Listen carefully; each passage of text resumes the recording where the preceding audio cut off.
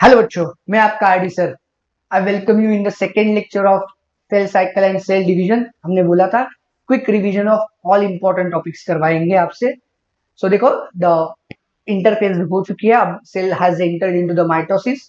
तो माइटोसिस में हम लोगों को मालूम है चार फेज होते हैं, प्रोफेज, मेटाफेज, एनाफेज, टीलोफेज। ये चार फेजेस मिलाकर बनाती है अपनी माइटोसिस कंप्लीटली।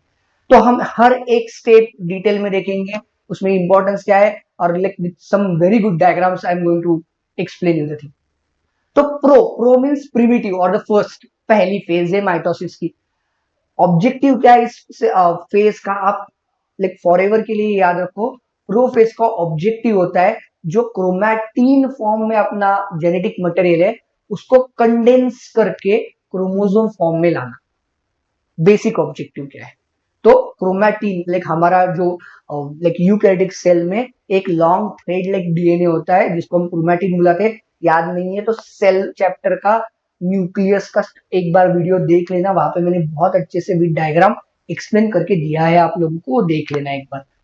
तो प्रोफेज का ऑब्जेक्टिव है कंडेंसेशन। तो देखो यहाँ पे दिया भी है, chromosomal material condenses to form the compact mitotic chromosomes. Mitotic chromosome मतलब जो आप लोग क्रोमोसोम बोले तो आप लोग इमेजिन सबसे पहले क्या, तो एक्स शेप में क्रोमोसोम इमेजिन करते हो। जब ये प्रोफेज में आते हैं तभी ये बनना शुरू होता है, otherwise chromosome is in the form of long thread like structure, that is chromatin होता है जिसको बुलाते हैं।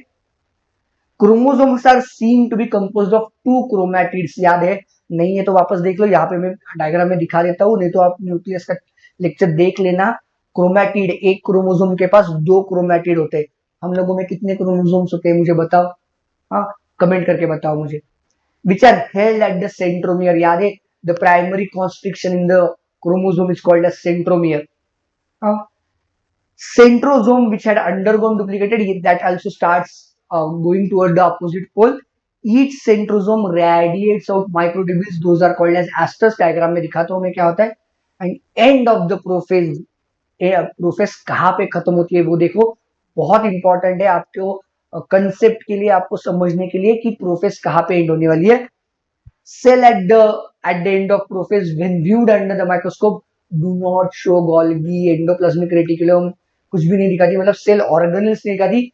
सबसे इंपॉर्टेंट इसमें है what it does not show is nuclear envelope. जब तक न्यूक्लियर एनवलप है तब तक सेल प्रोफेज में है। Once it like the nuclear envelope vanishes और इट कंप्लीटली गायब हो जाता है, तभी हम बुलाते हैं प्रोफेज से मेटाफेज का ट्रांजिशन है। देखो यहाँ पे मैंने आपके लिए डायग्राम बनाकर ये अर्ली प्रोफेज दिखाई है मैंने, यहाँ पे अभी भी न्यूक्लियर एनवलप है। ये देखो सेंट्रियोल यहाँ पे आ गए, उन्होंने लाइक स्पिंडल फाइबर्स और एस्टर्स रेडिएट करना शुरू कर दिया है। अब ये देखो ये क्रोमोसोम कैसे दिख रहे, चार कलर में चार अलग अलग क्रोमोसोम दिखा है, यानी जस्ट सिंपली लाइक उनका कंडेंसेशन शुरू हुआ है, अभी तक कंडेंसेशन कंप्लीट। पर यहाँ पे देख लो, ये देखो आपके प्रोफेज के एंड में हैप्पैज़ाइडली प्रेजेंट है। देखो in the early prophase chromosomes are present inside the nucleus. At the end of the prophase chromosomes are present in the cytoplasm directly. देखो अलग अलग कैसे भी हैप्पैज़ाइडली प्रेजेंट है। Okay, this was all about prophase. Next phase देखते हैं, that is metaphase. Metaphase में क्या होता है? Meta is middle. Okay, spindle fibres attach to the kinetochore. NCERT में आप अगर डायग्राम देखो तो ये सेल चैप्टर में तो ग्रीन कलर के डिस्क लाइक स्ट्रक्चर्स दिखाए हैं like at the sides of centromere, उसको हम बुलाते हैं काइनेटोकोर। याद नहीं है तो वापस क्विकली जाकर वीडियो देख लो, छोटा सा ही वीडियो है, 5 मिनट में 10 मिनट में काम हो जाएगा। And chromosomes are move to the spindle equator and get aligned at the metaphase plate. देखो यहाँ पे ये जो मिड लाइन है, इक्वेटर बुलाते हैं जिसको हम, हाँ जैसे अर्थ का इक्वेटर होता है वैसे बुलाते हैं हम उसको। इट इज इक्वेटोरियल प्लेन में मेटाफेजिक प्लेट पे ऐसे क्रोमोसोम अरेंज हो जाते हैं। और यहाँ पे देखो जो सारे स्पिंडल फाइबर्स है, like they attach from one spindle fibre. यहाँ पे आप थोड़ा सा देखोगे तो ग्रीन कलर के दो डॉट दिखाए मैंने जहाँ पे स्पिंडल फाइबर्स अटैच है।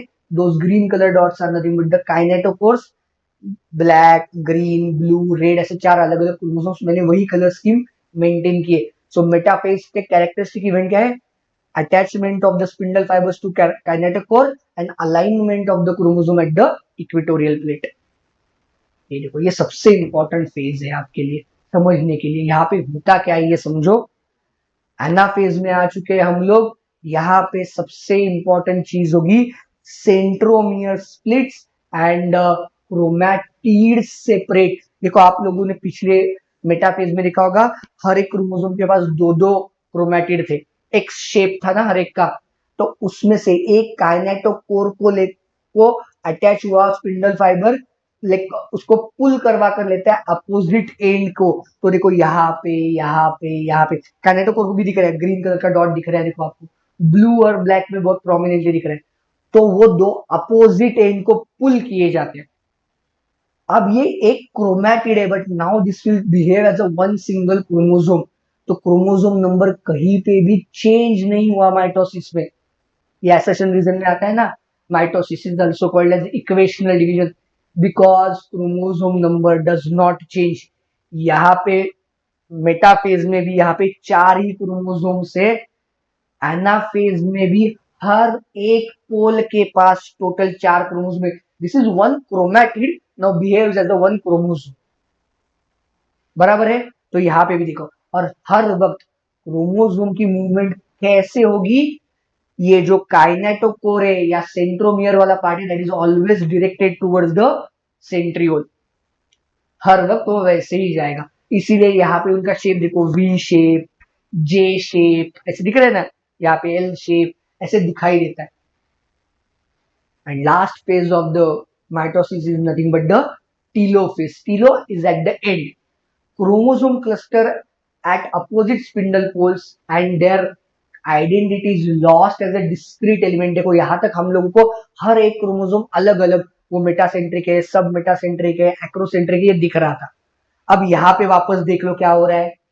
ये देखो, इसका वापस क्रोमैटिन बनना शुरू हो चुका है। अभी भी कंप्लीट नहीं हुआ है पर क्रोमैटिन बनना शुरू हो चुका है। सेंट्रियोल दोनों अपोजिट एंड पे। देखो, यहाँ पे न्यूक्लियर एनवलप रीअपियर होना शुरू हो चुका है। there is a reappearance of the nuclear envelope दोनों साइड पे, देखो दोनों साइड पे। और यहाँ पे देखो साइटोप्लाज्म में, ये एनिमल सेल मैंने कंसीडर किए, इसलिए प्लांट सेल में क्या होता है मैं बताऊंगा आपको। एनिमल सेल में एक फरो लाइक स्ट्रक्चर फॉर्म होता है, वो शुरू हो जाता है, डिप्रेशन हो जाता है साइटोप्लाज्म का, फरो लाइक स्ट्रक्चर फॉर्म करना शुरू हो जाता है। हाँ, तो टीलोफेज के सबसे इंपॉर्टेंट क्या है, like chromosome lose there as a discrete element. उनको अब आप आइडेंटिफाई नहीं कर पाओगे कि ये मेटासेंट्रिक है, सब मेटासेंट्रिक है, एक्रोसेंट्रिक है, किस टाइप का है। Nuclear envelope develop, that is reappears, and all the organelles also reappear. So can I say telophase is the like exactly opposite to the prophase? Comment करके बताओ मुझे। Okay, this was all about the mitosis, जहां पे हम लोगों ने देखा कहीं पे भी क्रोमोसोम नंबर चेंज नहीं हुआ, क्रोमैटिड सेपरेट हुए, इसलिए दो अलग अलग पोल पे सेम नंबर ऑफ क्रोमोसोम्स बने हैं। Okay, thank you very much. जो क्वेश्चंस आते हैं वो मैंने एम्फसिस कर दिया है वहां पे। Stay tune, stay connected. मैं अगला वीडियो भी इमीडिएटली लेकर आऊंगा।